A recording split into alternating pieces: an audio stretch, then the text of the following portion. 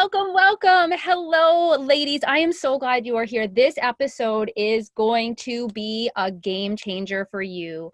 I have my dear friend and fellow coach, Kati Mascari. Kati, say hi to everyone.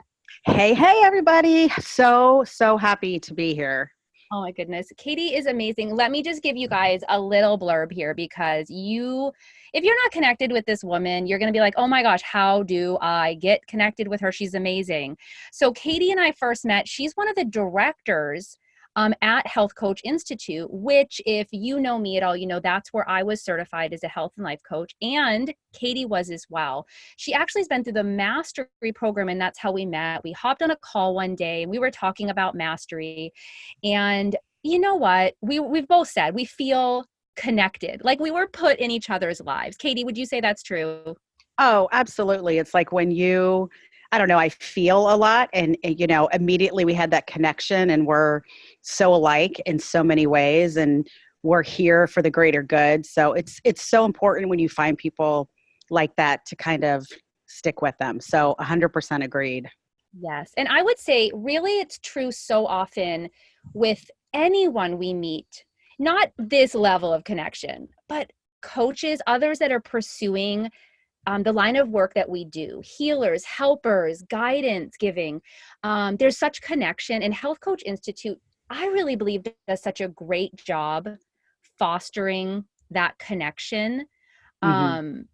Actually, Kati and I have another connection with HCI. So what she does, one of the many things she does, is she's helped organize these local group meetings of coaches that are going through the training, been through the training and mastery, all levels at Health Coach Institute in local areas. And I jumped into that as soon as Katie's like, hey, are you interested? I was like, heck yeah. Because when us coaches, when we get together, something magic happens. Oh, yeah. No, for sure. And excuse me, Jennifer, you're just such a natural leader that, I feel very fortunate that you were one of our first HCI local leaders because I told you this in the beginning, like you've got it.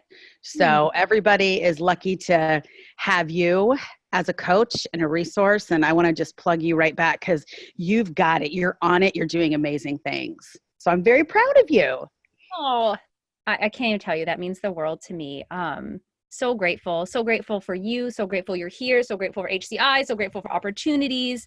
I'm so grateful that health and life coaching is on the forefront right now too. I really believe we're still at the forefront. I don't even think we've seen, of course, the magnitude that's going to come in this proactive care for individuals, that people are going to start seeking out like another way to approach their health, to approach their life, and to be at the beginning of that. Because I mean, even though you and I know you said you've been doing this for years.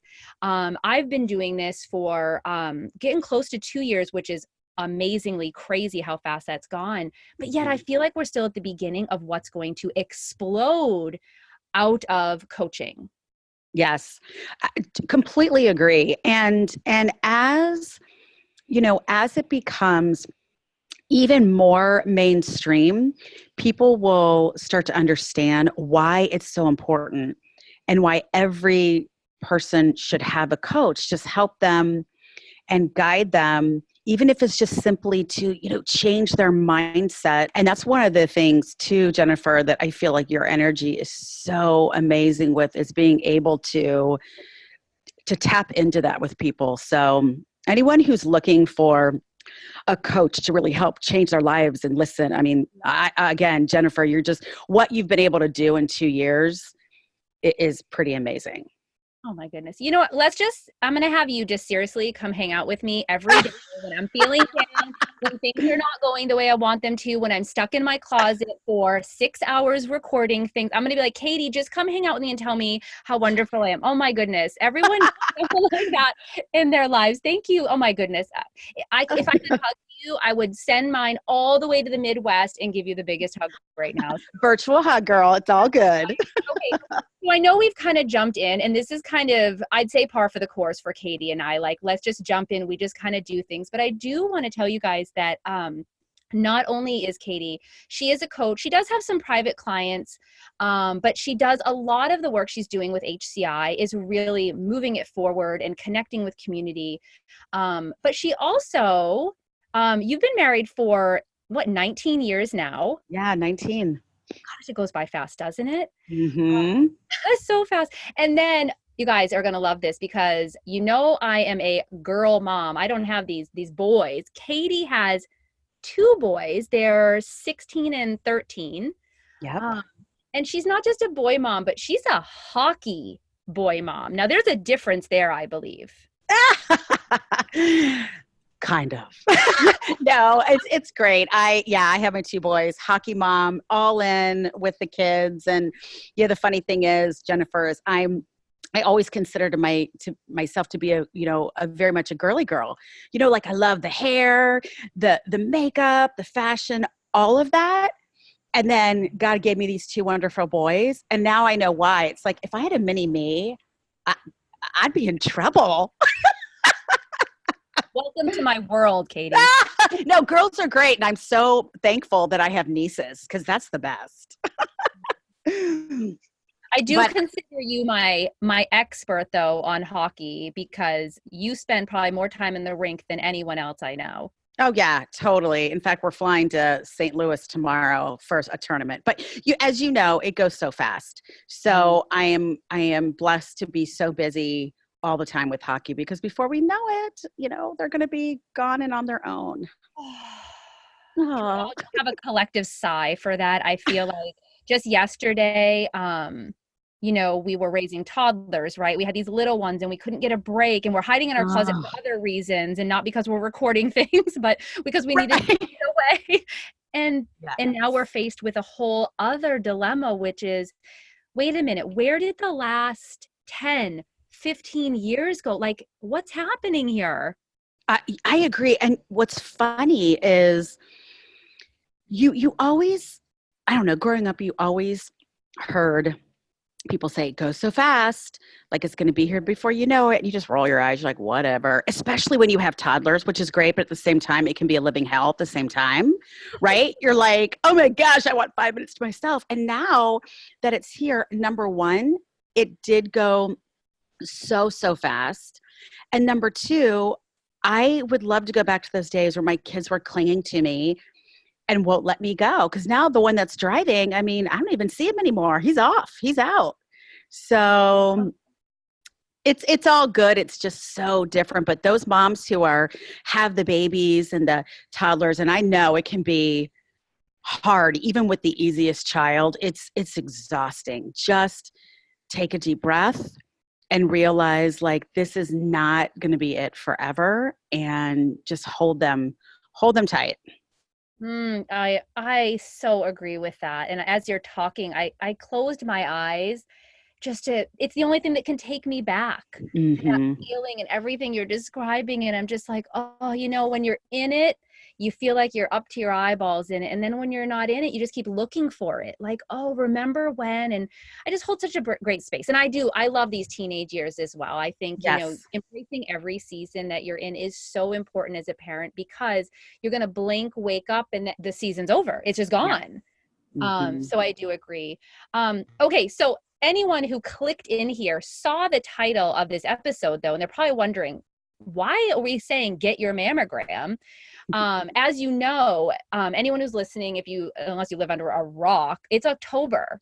And October is Breast Cancer Awareness Month. And part of the reason, not just because, I love hanging out with Kati. We could probably sit here and talk every week, every day, all the time. But part of the reason I asked if she would come on here as a guest on the podcast is because Kati has had breast cancer. And right now, I love it. She's on like this, okay, she might not call it a mission, but every post she's been putting up this month, I love it because it's get your mammogram, and getting that word out. And I invited her on here to be able to have some space to share her story. I understand that if you don't have breast cancer, as you're listening to this, you probably know someone who has had it. It just seems that we're not that far away from somebody whose mom has had it, their aunt has had it, their sister has had it, their best friend. So I wanted to give some space for that and talk about that and what we can learn from Katie's story and her attitude and how she approached it. So Katie, if you're ready, I'd love to dive in. And if you would just share with us whatever you're willing to about your story from kind of just where things started for you and all the way to where you are now.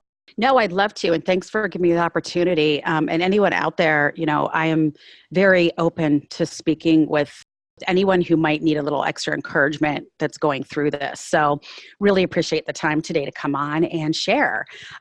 Okay, so here's the short version. It was a very long journey, but here's the short version. So it was 6 years ago and I was 41. Basically, I had had a mammogram when I was 35, a baseline mammogram, which I highly recommend for everyone. That way you've got like this baseline of, okay, here's where everything is now. And then maybe you don't get another one until you're 40. So the baseline mammogram was fine. I had another when I was 40. That was fine. And then the one that the next year when I was 41, I got a call and, the nurse said, hey, we saw like a couple of micro calcifications. We'd like for you to come in for a diagnostic mammogram. I wasn't too worried because that happens a lot, and nowadays doctors and radiologists are being really careful. So I wasn't too worried. So I said, okay. So I went back in for another mammogram and the radiologist came in and said, well, there's something there. We're not sure what it is. So you can either wait 6 months and come back and we'll do another ultrasound and see what it looks like then, or we can do a biopsy. And I looked at her, I'm like, the biopsy, I'm not waiting 6 months. And that's one thing that I will tell everybody out there. Do what's in your heart, because even if sometimes the doctors try to downplay it, do what you can to be the best advocate for yourself. I was like, nope, forget it. We're doing a biopsy. So then I was a lot more nervous, but all right, let's not jump the gun. We'll really find out what this is. So then I went in and I had to have a biopsy. I did the biopsy on a Thursday. It was right before Easter weekend. And I don't know if anyone else is out there, but you kind of get feelings, or you feel intuitive. You just know yourself. And I just felt like something was off. And I remember that Easter Sunday when I went to church, the pastor said a special prayer for anyone going through cancer. And I immediately was like, I have it. You know what I mean? It was one of those, I know I have it. So the next morning, I was getting ready to go teach preschool. Thank goodness my mom was there with my young child, my younger one. And I got a call and they said, I'm sorry, but you have breast cancer. So there's a lot more that went into that. But really, when you get a diagnosis that you have cancer, my world changed in an instant. So, to hear that, it's really difficult to process. You go through a lot of emotions. And then it's not like, hey, you have cancer the next day, the next week, we're going to get you in and get your treatment. It takes months and months for them to determine the genetic results or whatnot. So it's a waiting game. In the end, what my diagnosis ended up being, it was very, very early stage 1, but there's a lot of different types of cancer out there, ladies. There's not just one type of breast cancer. When they determined that mine was not driven by hormones, but it was what was called HER2 positive, it's a more aggressive type of cancer, but they also have amazing, better targeted treatment for it. But 6 years ago, in order to get that treatment, you had to go through chemo. Unfortunately, so I chose to have a double mastectomy. They said you can do a lumpectomy. I'm like, nope. You know what? I know me. I know the warrior will come back. So I had a double mastectomy, and then I had chemotherapy for about 5 months. And I will tell you that was the hardest time in my entire life because I was extremely sick. But through this whole process, I learned so much. It changed my life for the better. And that was 6 years ago. And it's not the first thing I think of when I wake up anymore. I mean, there'll be days when I don't think about it at all. But it did shape my life. And I really feel like I am the person I am today because of that experience. And it's hard to Jen, it's hard to go into all this because so much happened, right? But it's just hard to kind of summarize it. That's helped me become who I am today. And it was the hardest thing I've ever had to go through in my life, but I wanted to take away from it more than it took from me. And that helped get me through it for sure. Wow. It may be hard to summarize, but I really think you did a great job, at least, to understand kind of that beginnings and the feelings and the emotion and the decisions, several decisions that are all being made within there. I think you definitely captured that for us. I'm curious, do you believe that your thoughts, your beliefs, your attitude within that time frame with everything going on affected how you are now having gone through it? Oh, 100%. 100%. I mean, I'm not going to lie to you guys. Like, it was horrendous. And there were days I was so sad, scared, and depressed, I couldn't get out of bed. Right. I mean, you have to feel the pain, you have to go through it. But I also made sure I picked myself back up. And look, I was in control of my attitude. I was in control of my positivity. And so a couple of doctors even said, you're going to be fine because of your attitude. You're walking into chemo, which is awful, and you're laughing and you're making jokes and you're taking pictures and you're like, okay, these guys are in my body getting rid of anything bad that's left over. And I really feel like my attitude, my belief system, my relationship with my faith, with God, with my family, all of that helped overshadow all the craziness that I was going through.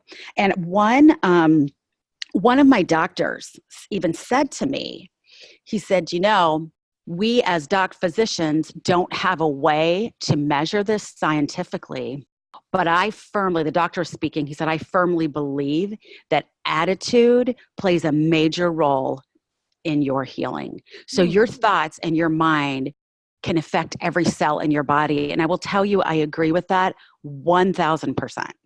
I am with you. Let's get that out there. Yeah. And everything I'm listening to that you're saying, like, I feel like the lessons you have taken even from this experience, this time in your life, apply to so many other struggles or things that people go through, or just life lessons that really could be applicable anywhere.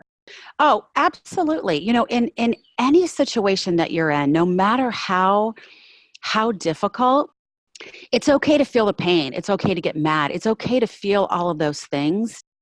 But you have to step back and say, okay, what can I learn from this? What can I take away from this?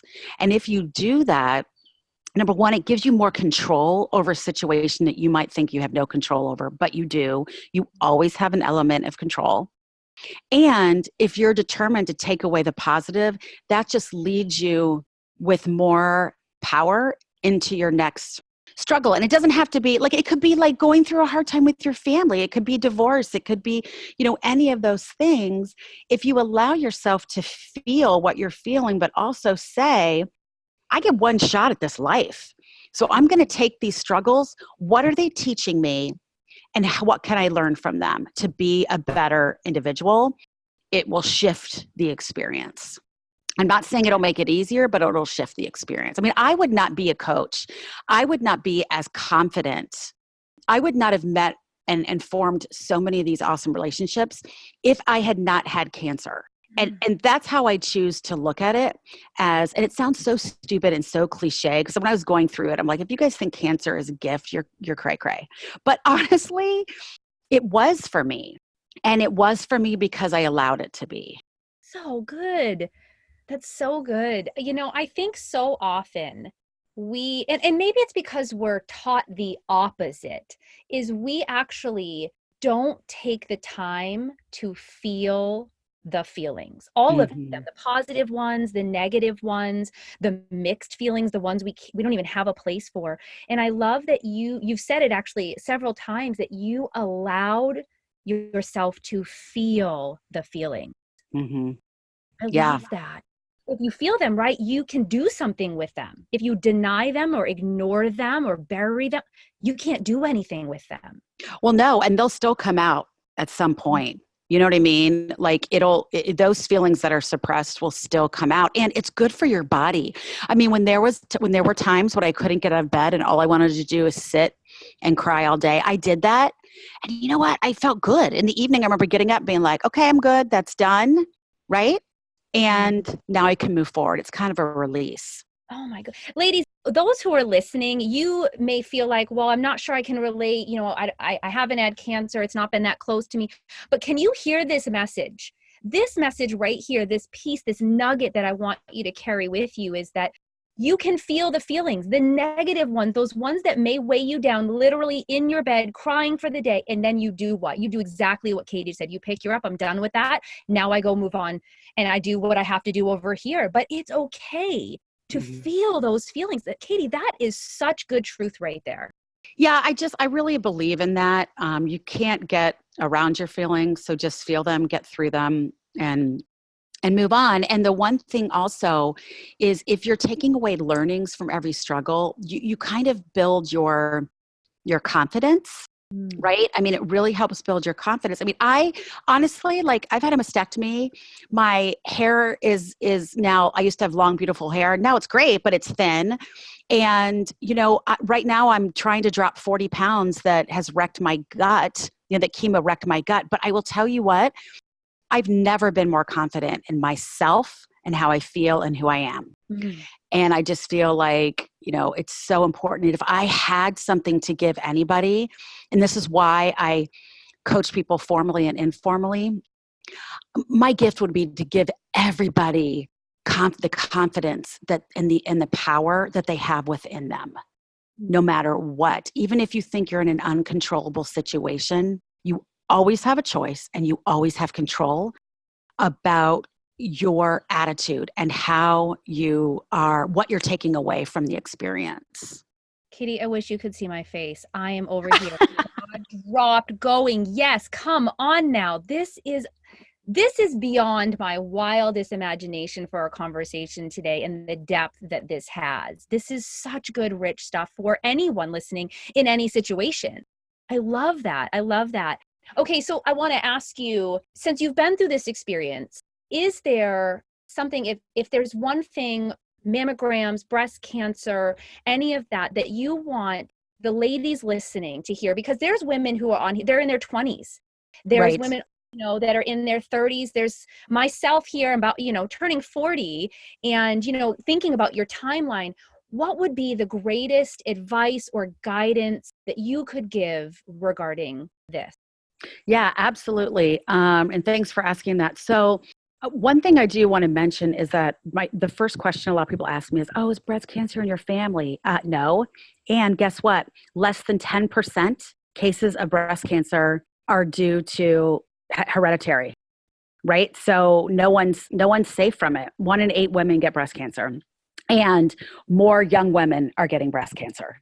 So I remember hearing at some point, I don't know who, I don't media or whatever was saying, "Oh, you don't need a mammogram till you're 50." If I waited till I was 50, I would be dead. I would be Mhm. dead. And also, if I would have waited that 6 months, I probably would have been at stage 3 instead of stage 1. So, having said that, ladies, it is your job, it is your duty for you, your loved ones, to be an advocate for your own preventative health. So, have conversations with your doctor and put a plan in place on when am I going to get my first mammogram. Stay on top of it. Go get your mammogram. And if you ever are feeling like something's wrong or, don't wait, go to your doctor. And if what your doctor's saying is not resonating, still be an advocate for yourself. But in my belief, I'm no doctor, like, don't swear me by this, but if you're 40 and you haven't had a mammogram or you haven't scheduled your mammogram, do it now. And if mammogram, a lot of people are like, oh, I don't want mammograms. I don't want that. There's a lot of other things. I think there's like thermography, but have a conversation with your doctor because it's really important to get that mammogram. And can I share this is a very quick story, but it's on the same topic. Yes, Um, please. okay. So I was 41 when I was diagnosed, and I was really nervous about getting the word out and letting people know what was going on because I didn't want the pity. But so what I did was I sent out a massive email letting everybody know what was going on. And the day that I did that, I got a text from a high school friend that lived in town. And she said, you know what, Katie? So this, let me back up. This was in April. So she had texted me. She said, you know what, Katie, I am so inspired that you shared this. I'm going to move my mammogram up now, her very first mammogram, to that month instead of waiting till November. And do you know, she called me after her mammogram and they found out she had breast cancer. She was like, I can't even believe this. She's like, Katie, this was a God moment. Like, had I waited another 6 months, who knows where it could have been, right? So word of mouth, like encouraging each other is so very important. And being an advocate for your own health is super important as well. Yes, yes. And really my heart's desire of having you come on here as a guest was that exact message. That there's Mhm. someone out there that needed that encouragement and that word to say, okay, I need to go do this. I want to just circle all the way back to something, Katie had said at the beginning that she's hitting on here is get the baseline mammogram. I know you think you're young and maybe you're getting closer to 40, you're not quite there, but get that baseline so you have something like Katie did and her doctors did to compare one to the next. I know here I am hitting 40 going, all right, Katie, I hear you. The next thing I'm doing is getting on the phone and I got to get mine scheduled because there's no reason to wait. So I'm so grateful for your message that's why it's get your mammogram, that we're seeing they're younger. They're not women in their 60s and 70s and stuff we feel like we used to. It's happening. My high school friend, she was in her 30s raising her young kids and was diagnosed with breast cancer. And I can tell you honestly, Katie, then I was like, wow, it happened so young, but it's not going to happen to me. I can wait until I'm in my 40s. And ladies, I think we're all getting the message here. Don't wait. Yeah, yeah. And I don't, I want to be really clear. I don't say that to like scare anybody because I will tell you that the treatments now are amazing, and there's tons of hope.